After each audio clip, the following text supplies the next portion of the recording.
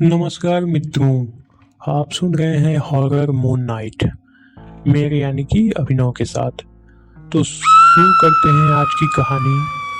कहानी है पुरानी हवेली का खौफ। ये कहानी तब की है जब मैं शहर से गांव गया था। एक शाम हम गांव के कुछ दोस्त साथ मिलकर गांव के पास में ही एक तालाब के किनारे बैठकर गप्पे मार रहे थे। तभी गप्पे मारते मारते बात भूतों चुड़ैलों पर चली गई। तभी उसमें से मेरे एक दोस्त ने एक भूतिया कहानी सुनाने को कहा। तो कहानी ऐसे था कि 5 दोस्त अंकित, रिया, समीर, नेहा और करण स्कूल से छुट्टियां होने के बाद अपने अपने घर की ओर जा रहे थे। रास्ते में उन्हें एक पुरानी हवेली दिखाई दी जो सालों से वीरान पड़ी थी। वह हवेली गांव के बाहर थी। वे लोग उस हवेली को रोज देखते थे लेकिन कभी जाने का सोचा नहीं था। एक दिन ऐसी ही छुट्टी होने के बाद वे सब अपने अपने घर की ओर जा रहे थे। तभी उसमें से करण ने बोला, क्यों ना आज इस हवेली में चला जाए। इस हवेली के बारे में बहुत सी अफवाहें फैला रखी हैं इन गांव वालों ने। चलो पता किया जाए कि क्या यह सच है। गांव के लोगों ने वहां किसी को न जाने की चेतावनी दी थी, लेकिन उस दिन उन दोस्तों का मन उत्सुकता से भरा हुआ था। जैसे ही शाम का अंधेरा गहराने लगा, उन्होंने हवेली के अंदर जाने का फैसला किया।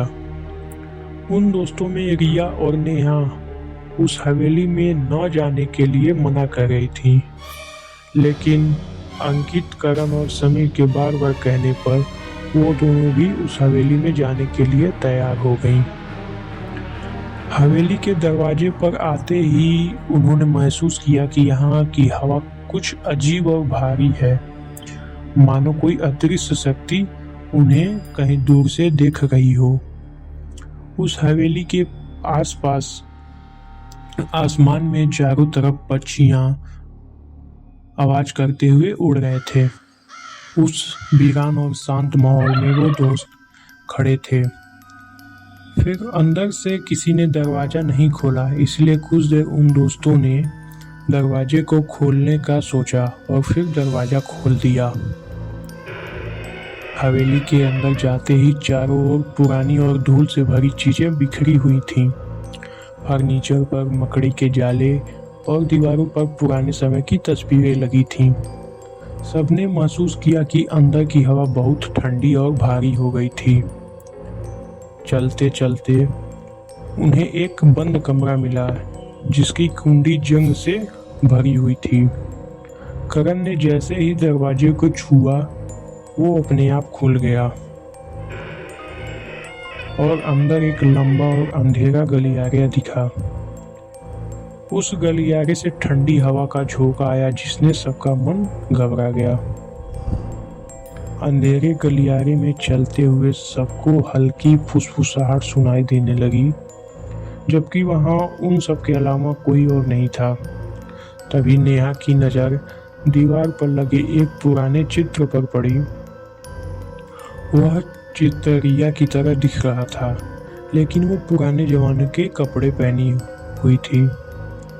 सभी एक दूसरे की तरफ देखने लगे। उनकी आंखों में डर था। गलियारे में धीरे धीरे डरावनी चुप्पी भरने लगी, मानो हवेली में कोई छुपा हो। ये बहुत डर गए, हवेली से बाहर निकलने की कोशिश करने लगे, लेकिन तुरंत हवेली का मुख्य दरवाजा अंदर से बंद हो गया।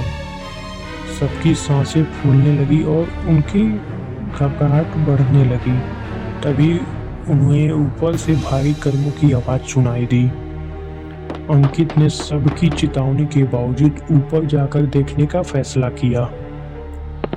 सीढ़ियां चढ़ते हुए उसने महसूस किया कि हर कदम के साथ हवेली का माहौल और भी डरावना और भारी हो रहा था, जैसे कोई उसे देख रहा हो। अंकित जैसे ही ऊपर पहुंचा, उसने छाया में एक आकृति खड़ी देखी। वो धीरे धीरे अंकित के पास आने लगी और अंकित ने देखा कि वह एक बूढ़ी औरत थी जिसके गालों पर झुर्रियां पड़ी हुई थीं।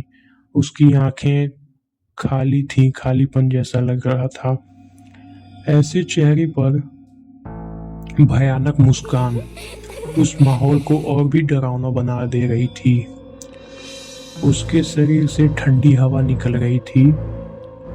अंकित कुछ समझ पाता इससे पहले वो औरत गायब हो गई और एक तेज चिल्लाने की आवाज पूरे घर में गूंज गई। तभी लाइट्स तेजी से चमकी और एकदम से बंद हो गई। पुरानी हवेली घने अंधेरे में डूब गई। नीचे से दोस्तों की चीख गूंजने लगी और उनके चारों ओर जमीन पर लोहे की जंजीरें घिसटने की आवाजें आने लगीं। वे सभी दोस्त बहुत डर गए। उनकी एक गलती ने उन्हें वहां हमेशा के लिए कैद कर दिया। कुछ समय में फिर वो हवेली बिल्कुल शांत और वीरान सी लगने लगी। तो दोस्तों, इस हवेली के बारे में कहा जाता है कि यह हवेली सिर्फ एक पुरानी इमारत नहीं थी, बल्कि उसमें बसी हुई आत्माओं का घर थी। वो आत्माएं जो कभी इस जगह से बाहर ही नहीं निकल सकी और ये अब इन पांचों दोस्तों को भी छोड़ने वाली नहीं थी। दोस्तों की चीख हवेली के अंदर हमेशा के लिए बंद हो गई। गांव वालों ने उन पांच दोस्तों को बहुत जगह ढूंढा, लेकिन वो फिर कभी नहीं मिले। अब गांव में अब भी कोई उस हवेली में जाना तो दूर, उसके आसपास भी भटकना नहीं चाहता, क्योंकि लोग मानते हैं कि वो पांचों बच्चे इसी हवेली में गए थे, जिसके बाद वो वापस कभी नहीं लौटे। और कहते हैं कि अगर इस हवेली में कोई जाता है तो उसका वापसी असंभव हो जाता है। तो दोस्तों, आज के लिए इतना ही। धन्यवाद। आपको हमारी कहानी कैसी लगी कमेंट में जरूर बताएं। आज के लिए बस इतना ही। शुभ रात्रि।